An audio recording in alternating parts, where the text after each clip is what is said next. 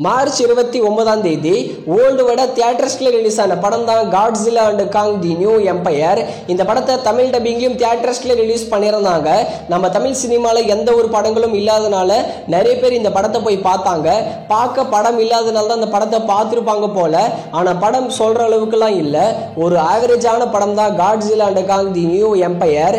இந்த படம் world wide எவ்வளோ கலெக்ட் பண்ணியிருக்குன்னு சரியா தெரியல. ஆனால் இந்த படம் நல்லாவே ஓடிச்சு. Godzilla and Kong the new empire படத்தை எப்போ ஓடிடியில் பிரீமியர் பண்ணுவாங்கன்னு நிறைய பேர் ஈகரா வெயிட் பண்ணிட்டு இருப்பீங்க.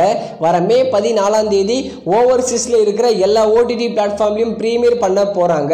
குறிப்பா கனடா கண்ட்ரியும் பிரீமியர் பண்ணுவாங்க.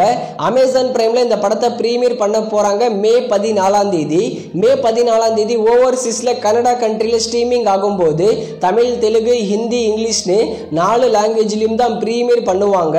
மே 14 கண்டிப்பா இந்த Godzilla and Kong the new empire படத்தை நீங்க ஓடிடியில பார்க்க போறீங்க. இந்த படத்தை ஓடிடியில பார்த்தா அந்த அளவுக்குலாம் நல்லா இருக்காது. தியேட்டர்ல பார்க்க என்ஜாய் பண்ற படம் தான் Godzilla and Kong the new empire.